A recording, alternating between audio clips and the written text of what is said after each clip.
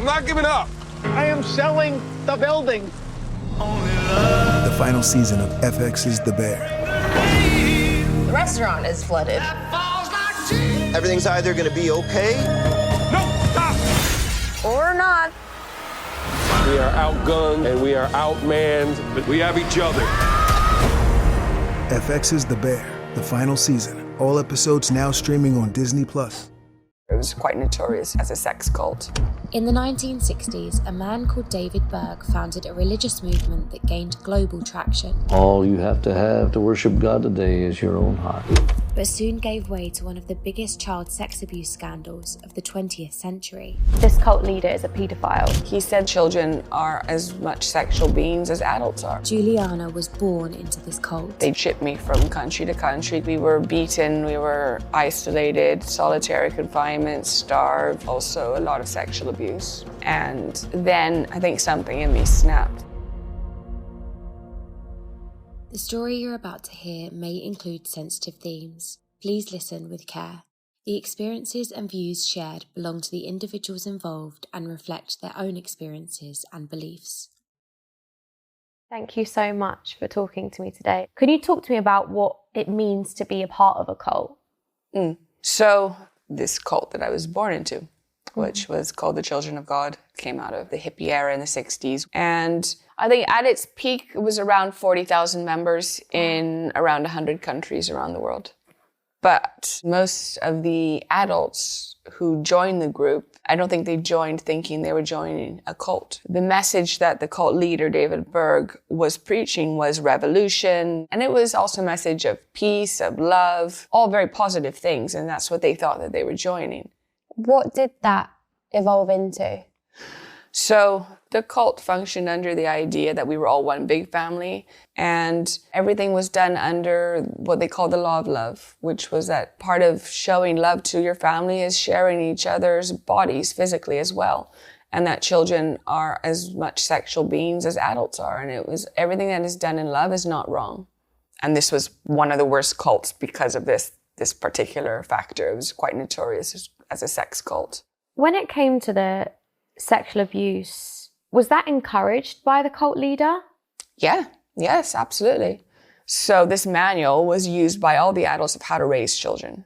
And the child care manual was written following the son of the cult leader and his two sisters. And whatever was done to them was then done to all the rest of us. And essentially, this cult leader is a paedophile. Yeah. So this is his way of justifying that behavior, enabling everyone else in the group to do it, but by making everyone else party to it, nobody's going to talk because you did it too. What effect did that have on your childhood? What does that mean your childhood looked like? So it was a sad childhood. I didn't have a childhood. When I was 3 years old, the cult leader separated my father from my mother because he wanted his full loyalty and attention, and he didn't want the distraction of a family. Entering into that. My mother signed me off with a paper literally saying whoever's this paper is the legal guardian of Juliana. So that was how they just shipped me from country to country, commune to commune, training center to training center, always just with a random adult I didn't even know. Probably, if I would say it now, I would say I was probably trafficked. And that I grew up my whole childhood in these training camps. Yeah. And these training camps were all across the world as well? Yes. So they took all the children in the group and wanted to turn us into the perfect little cult members through a steady conditioning, indoctrination. It was very harsh military-style training camps. Anyone questioned, they used very harsh corporal punishment. Like what? It could be anything from digging ditches and filling them up all day to wearing signs around your neck for months at a time when nobody was allowed to speak to you saying, I'm on silence restriction. We were beaten, we were isolated, solitary confinement, starved. Solitary confinement was probably the worst one, but the beatings were daily. The beatings you could get for any number of things, and one adult would tell you one thing and you would do it, and another adult would say, what are you doing, and beat you for it. So you never knew where it was going to come from. So I think us kids growing up were always in that kind of fight or flight mode where we were always, on edge. You never knew where the next blow would come from. And whether what you were doing was correct or wasn't correct, because the rules kept changing. And how old were you when you first went to one of these training camps? I was 5. 5? Yeah. What was your personality like during that time? I remember learning to be very careful. I learned how to read people very well and learned how to be independent. But I think that probably the worst part for us children was not the physical abuse, which was constant. It was also a lot of sexual abuse, but also constantly being punished for being yourself, for having a personality or an idea. Everything bad was you, and you were punished for it. But if you ever did anything good, it was because of God or Jesus in you. It was never you that was doing something good. So you kind of grew up with this feeling of never being good enough. Did you ever believe in these ideologies at the time? Or was there always a part of you that thought, I'm not quite sure of the realities of this? I think very early on, I began to realize that a lot of the adults themselves were not okay, and we're not telling the truth. So pretty early on, I would question things, and that was why I was labeled a rebel and punished very severely in front of the other children to show what happens to rebels or what happens to those who question. It sounds like though, even as a child, you always had this sense of defiance about you, this sense of wanting to understand things and know why. And I always wanted to know why, exactly. Yeah. And I guess for me, growing up without parents, as I got older, I guess I internalized that as, why did my mother leave me? Why did my dad not come back for me? And that sense of abandonment kind of followed me into my teenage years. And by the time I became a teenager, they sent me to live with my dad in Japan, in a commune in Japan, another training center, but he was living there. And I arrived, I was 13, and found that my father had already started a new family, hadn't told me, I hadn't heard. And he didn't know what to do with me. And I guess up until that point, I'd always thought he would come back for me or he would save me. And I think something in me snapped then. And I thought, well, if no one likes me, and I'm not going to like myself either. And if everyone thinks that I'm a rebel or everyone thinks there's something wrong with me, I'm just going to prove them right. So I became a very self-hating, angry teenager. I would get into fights. I stopped talking for a long period of time. I became anorexic. I dressed in just big baggy clothes to hide myself and hide my body and kind of just wanted to disappear from the world. Were your parents aware of some of the abuse, even the sexual abuse that you would have likely suffered? This is a really good question. It's not possible that they didn't see it, but they didn't want to believe that it was abuse. They accepted certain things and just turned a blind eye and didn't see the things they didn't want to see. And as long as they weren't participating, it didn't exist. As you were growing up, did you try and protect the younger people and the younger children in the cult? What was your role in that? In the times when I could, I would do my best. And I remember once finding my little brother in bed naked with one of the women in the house. Wow. And I went through the roof. And I told my dad, I will call the police on you if I ever see that again. So the sexual abuse was so widespread that it wasn't just men abusing the young girls or boys. It was also the older women abusing the children as well. Yeah, they were grooming just as much. It went across all sexes. Yeah. So at this point, you have suffered extreme abuse at the hands of those adults that were supposed to be looking after you. There is a moment that you decide to walk away. Yes. So my father, he was creating a very successful radio program, and he wrote, because he wanted to start his radio program again in Uganda. And he had started his new family with a Japanese woman, so I have 6 little half-Japanese brothers and sisters. So he tricked me over to get me to come over by telling me, can you help me with the radio program? And I thought, that's something interesting I can do. So I came over and then very quickly on realized that he had lied and what he really wanted was a live-in nanny. The children were extremely terrified and traumatized, and they were just like this big move. They were young. No one was taking care of them. My little brother was 10 months old and he was in dirty nappies and screaming and shaking all the time. So I was like, okay, I'm going to take care of my brothers and sisters. So I raised them in Uganda at the time, and I think I was only like 19, 20.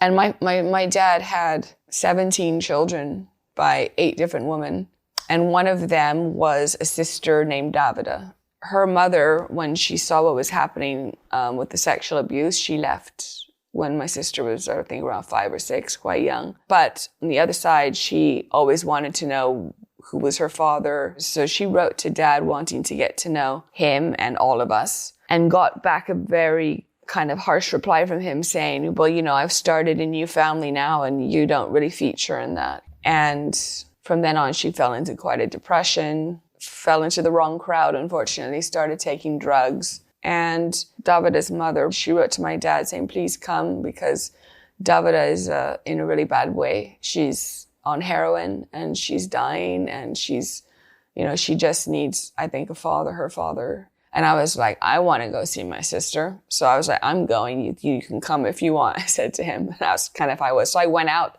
and I stayed with her for 3 months. And we went out together. I got my first tattoo. We would hang out in the clubs and go dancing. And it really was like, for the first time, a feeling of freedom for me and for her, having a sister.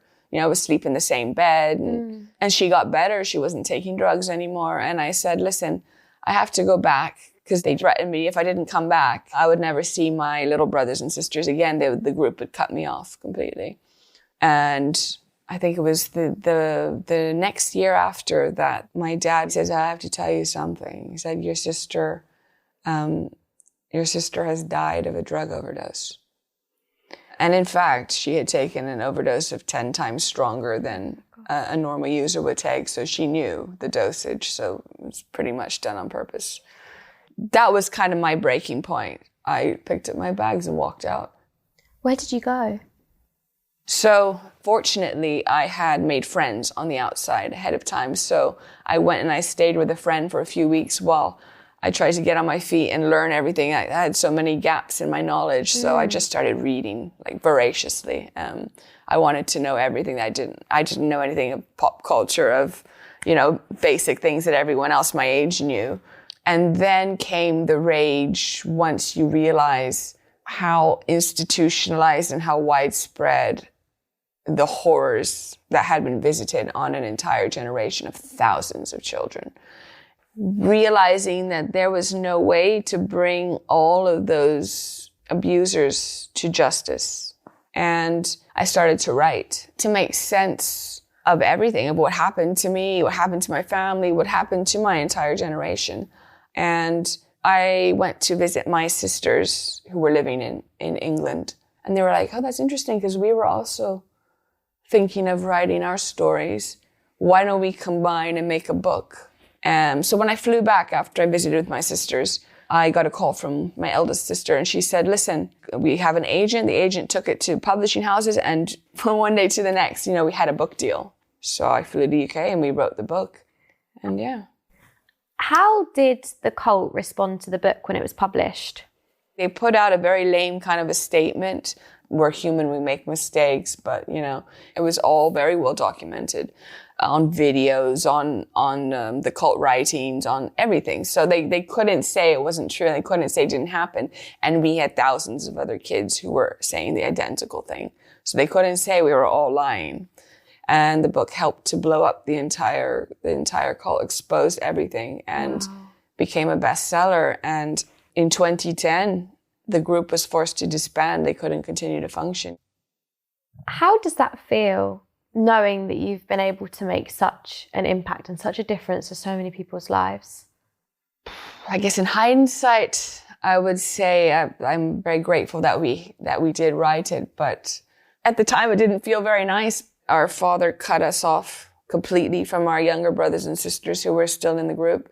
And, you know, the kids that I had helped to raise, they were afraid of me. They thought I was demon-possessed. They wouldn't speak to me for years. Then after that, just to live a normal life was difficult, because my name, my face was all over the internet. So I put myself through university and all of that, and then tried to get a job. And it was next to impossible, because they would quickly Google me online and find out like all the back history. And it was like I was blacklisted, I guess, from jobs. And that feels incredibly unjust, though, that you would be blacklisted from well, a job. people fear what they don't understand. And I guess thinking that, oh, you know, she grew up in such an abusive world, she must be damaged goods. And then around that time, I reconnected with an old flame from Africa. He was a South African explorer. I found him on Facebook, and we right away picked up from where we left off. It was like no time had passed, to the point that we talked about, well, you know, why don't we meet up and see if we can make it work, see what happens. So I booked a ticket to go back to Uganda. And yeah, a couple of weeks before we were to meet up, he was kayaking and a crocodile came, took him out of nowhere, and that was it. He was gone. That must have just been so horrendous. Yeah, I guess up until that point, I could say I was pretty resilient. I had bounced back from a lot of tough times, but that was the one I couldn't bounce back from. I fell into such a dark place. I was tired of fighting. I was just tired. And then angry with him for leaving me behind, you know. And yeah, I couldn't see a way out of that very dark place I was in. I couldn't see a future anymore. And being a very drastic person that I am, I thought I have to do something extreme to pull myself out of this depression. And a friend of mine, she was like, I always thought I'd like to cycle across Canada, but I really did not know how to cycle. But it did get me thinking, like, if I was to cycle a country, for example, where would I want to cycle? And I went online, I was looking at long cycle journeys. And then it kind of really quickly became apparent that there's no woman had ever cycled around the world. So I had never ridden a bicycle. I think maybe I had pedaled around as a 6-year-old with training wheels, but I got myself like a city bike and I started pedaling every day. And so I set off 8 months after I learned to cycle. I set off to cycle around the world. And the further I got, I found that I rediscovered the passion for living, the joy of new experiences, of seeing new places, of meeting new people. By the time I got to the end, I was a completely different person from the one who left. And that's how my journey as an ultra cyclist began. And I don't want to say it was a suicide mission, but I think that if I had probably been in a better place mentally, I probably wouldn't have done it. I was just going to say, the resilience that you've had to build through your childhood, through your teenage years, has put you in this place now. In a place where I feel like I can face any challenge and not crumble under it. What are your feelings towards your parents now? When the cult disbanded, my mum, she hadn't realized how widespread the abuses were in the group. So she very much went through the whole psychological process of detoxing from all of those beliefs and finding out what she believed and what she thought. And so we're in close contact. Our father, on the other hand, went the opposite direction. He's still very much a believer. He doesn't believe anything they did was wrong. He believes still that we are wrong. And so he's like off still in Uganda on his own. Doesn't really acknowledge most of us children that we exist. And that's where he is, and that's where he is in life. And I feel sorry for him. I have no hard feelings towards him. I think the opposite of love is indifference. And I feel complete indifference towards him. You have faced so many challenges in your life and taken on so many challenges, but what's next for you?